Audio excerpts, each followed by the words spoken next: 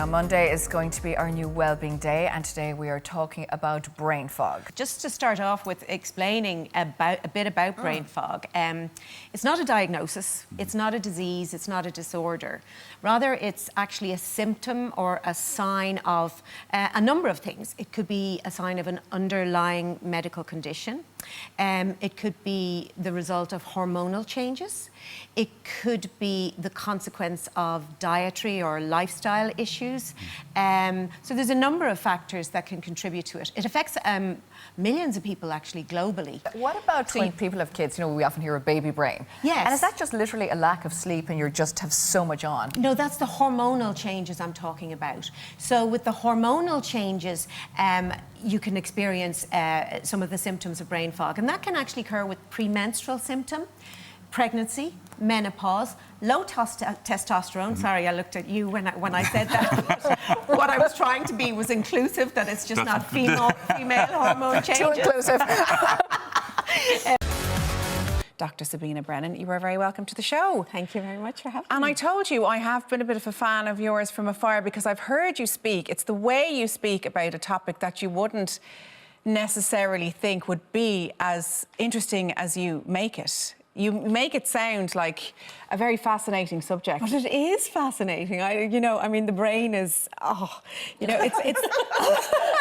I told you, I wanted to George say Clooney. I wanted to say sexy subject, and I was afraid to, but you do make it sound like a sexy subject. Thanks very much. But yeah, I think we see too much of these. You know, when you see the brain, you're usually seeing a dead brain, that's been preserved in formaldehyde. And it's not the prettiest thing. It's definitely no George Clooney. No. But the real brain is like vibrant. You've got 86 billion neurons in your brain cells, and trillions of connections, and they're constantly firing chemical and electrical signals to each other. Like, your brains are on fire here at the moment, and that's really exciting, and that's the kind of thing that really it's kind of the final frontier of our body, isn't it? But it's all going on in your brain. Wow. Now, your brain is very interesting in itself. You only went back to study. You started in Fair City, you had an acting career, and then decided, no, I'm going back and I'm going to study a PhD on the brain. You can only go back to university if you went to university in the first place. So I never went to university in the first place. I actually did my leaving when I was about 16 and went straight into working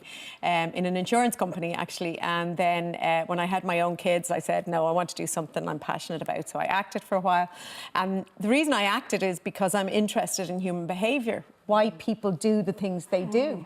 So then, long story short, I did a degree in psychology, and then I got a scholarship to do a PhD in the Institute of Neuroscience in Trinity. Wow. And did that around the brain and how it changes with age and memory function. And actually, it was during that, having come from a regular background, like a non-academic background, I was passionate. I drove all the other students insane because I had ate all the... I'd read all the books before the term even started, But what really jumped out at me in the Institute of Neuroscience, and there is amazing scientists there, and they're doing incredible work. But a lot of the time they're talking to other scientists about their work at niche conferences or in academic journals that you and I don't have access to. And actually, because they're behind paywalls. But even if you did have access to them, you wouldn't bloody understand it because it's a different language.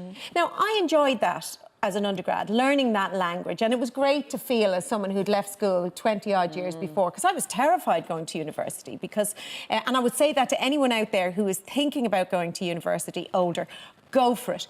There is don't underestimate your life experience, all those things that you've got. You've dealt with mortgages, you've raised kids, you've held down jobs. All of those things give you an advantage over the younger kids who are coming straight in. So anyway, that's sidetracking there. But really what jumped out at me was that I started to read all this information about things that you can do to boost your brain health, things that you can do to reduce your risk of developing dementia, things that can help you have a better prognosis should you sustain a brain injury or a disease like multiple sclerosis in early life. And I just said, everybody deserves to know that information. Absolutely. The fact of the matter is only 5% of people aged over 65 are frail and in need of nursing homes. So what about the other 95% who are doing wonderful things, exciting things, enjoying life, embracing life? There's loads of older adult role models and people taking up things at 80. But I just think we need to change our attitude, our own attitude towards aging, and see it as a time for opportunity and to build on our life experience and wisdom. First test that we're going to do is a little short memory test. The word one is really tapping into your working memory. Okay, so Ava, I'm going to show you a list of words. I want you to look at those words. I'm going to time you for 30 seconds, and then I'm going to ask you to turn the sheet over and write down as many as you can remember. Okay? Okay. You can start now.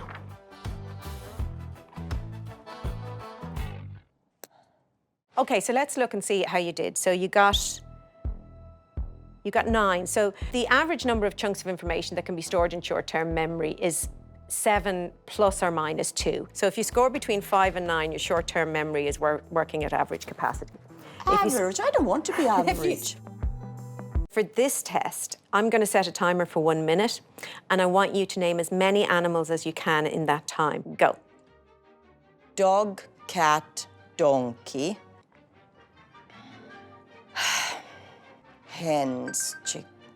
So the way the scores work for this is they're done by age range, 16 to 59, and then also your years of education. So I'm going to calculate your score now, but given that English isn't your first language, that's really going to impact on this score. So an average score there would be 22. I'm a little nervous telling you this score. So you scored 20. You're very welcome to the show, Good Sabina. to have you again. Thank you very much. Yes, our brains, I suppose it is an organ and often we ignore it. Absolutely. Absolutely. We carry it around in our head and don't give it a second thought. And brain health really matters because you need your brain for everything. You certainly do, across the board, every day. But why don't we have emphasis on the brain like we do other parts of our body? I don't know. I think it's because it's so integrated with us and because we can't see it. We talk about physical health, and thankfully in recent years we're talking more and more about mental health. But it kind of seemed crazy to me that nobody was talking about brain health. And as I said, you need your brain for absolutely everything. And it really is important. It's your most important organ. I know you've done an awful lot. You're a research psychologist, and you've done an awful lot of work in this area on dementia on a European level as well. What do you see where we rank in Ireland when it comes to dementia and brain ageing? Currently, there's about 50 million people globally living with dementia in Ireland. Yeah, in Ireland we have about 55,000 people, and those figures are set to treble.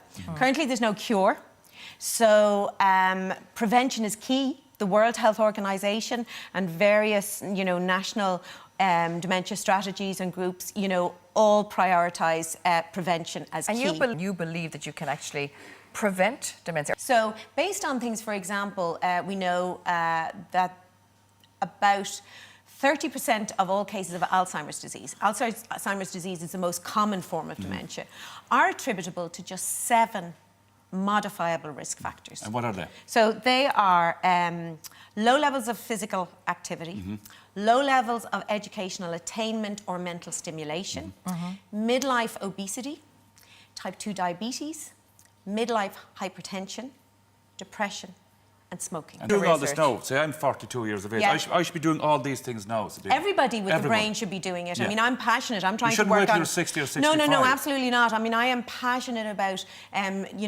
raising awareness about brain health for kids. People tend to talk about aging when we hit 50 or whatever, but we're aging right across our lifespan. What can you give us an example, a physical example of what we can do?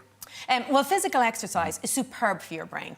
Your brain only weighs about 2% of your body, but it consumes 25% of your nutrients, right? So it's a high energy organ. And that's why heart health features so much in the risk factors for dementia, because your cardiovascular system, your heart, pumps all the energy, oxygen and nutrients that your brain needs. So they say feed your brain, they actually mean it. You actually do need to feed your brain, yes. The thing is, if your vascular system is clogged or not working properly, areas of your brain will be deprived of the oxygen and nutrients they need and will actually die off. Tell us a little bit more about sleep and how it works with our brain. Okay, so as I said, when you go to sleep, so during the day as you're taking information in, you're taking in lots and lots of information, but it's sort of it's kept in a temporary repository called your hippocampus, which is really deep in your brain. But that needs to be cleared of that information so that it can take more information in tomorrow. So when you go asleep in the early part of the night, when you have lots of non-REM sleep, we see activation in the brain between that hippocampus and your frontal lobes.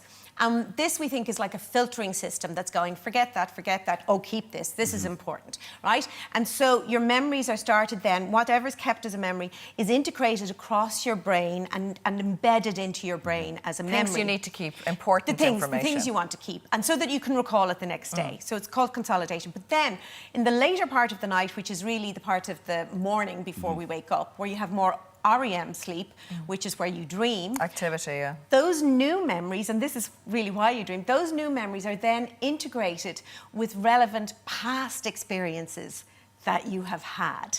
And that's why often you wake up in the morning with the solution to a problem, with an idea for something new or an insight. And that's why sleep is so important for our brains. The old adage, you know, sleep on it, is supported by the science. I want to know if there's something wrong with me because I don't feel any desire to have a baby yet. So I don't feel very maternal. I wouldn't be mad into kids, and I don't think I'm going to have any kids myself. What is a maternal instinct? That's funny how you phrase that, because you're saying you don't have any maternal instinct, but I wouldn't expect you to have any maternal instinct because you're not a mother yet.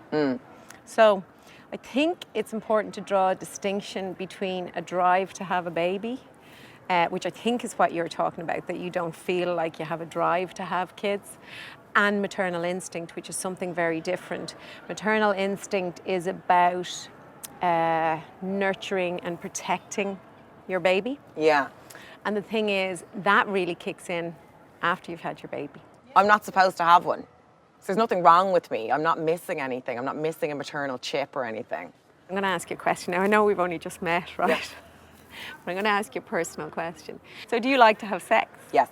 Okay. It's the drive to have sex that is important in terms of, you know, the species continuing on. But I don't know anybody who has sex to ensure the survival of the species. What are the main reasons do you think that people decide to have babies if it's not an instinctual thing? You hear about the ticking biological clock. And if you talk to people who do, you know, feel their biological clock ticking and decide to have babies in later life, it's generally not because they have put off a desire for ages. It's they go, whoa, the window's closing. Yeah. It's now or never.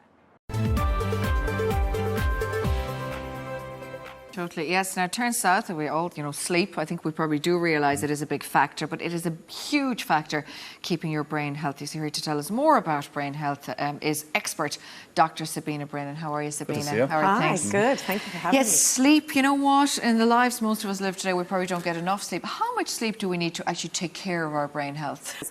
Our brain works for us 24 hours a day, 7 days a week. So when we sleep, our brain actually has a job of work to do. And part of what it does, actually, you could consider it like baking in our memories and sorting through the activities that we've engaged in during the day. So you need your sleep to be able to remember. Yeah, Can I ask you a question though about, you said quality sleep. What does that mean? Does that mean that you need to go into like a deep REM sleep to actually? Yes, okay. Absolutely. So, and that's what you said. We all live very active, almost stressful lives. A lot of us are living in a state of chronic stress, and that's something that can impact on your ability to get into that lovely deep sleep, because stress plays around with your cortisol levels. Yeah. And you need cortisol. It's good. It's the thing that gets you out of bed in the morning. But if you're stressed, it can be sloshing around your brain at the wrong times of the day and can wake you up in the middle of the night, and your mind starts racing. There are probably people like myself sometimes that find it hard to switch off. Yes. And you lie in bed, you're really, really tired, but your brain just keeps going and going and going. Do we have tricks to stop this? Or? Yeah, there's a few things. I mean, I don't know about you. We mentioned you were talking about technology earlier on. And a lot of us, you know, after a long day like this, I don't know, do you do it sometimes? I go home and I say, I'm going to chill out and I'm going to watch some Netflix. And you might pick, you know, watch a couple of episodes. Yeah. And actually, that's probably not a good thing to do if you want to relax and actually get into into a proper position so that you can sleep, because the blue light actually wakes up your brain. Yeah, any technology, looking at computers, all that type of thing is not good. Okay. Absolutely. So you're spot on there. So really one of the top tips is make your bedroom a technology-free zone. Because we do it for our children, because when we're getting babies ready to go to bed, we make sure that the environment is correct and everything. We should be doing the same thing for ourselves. No, absolutely. So get the technology out of the bedroom is a good tip. You know, get an old-fashioned clock, so don't depend on your phone for an alarm clock. But you need some downtime before you go to sleep. So maybe people used to have baths at night time.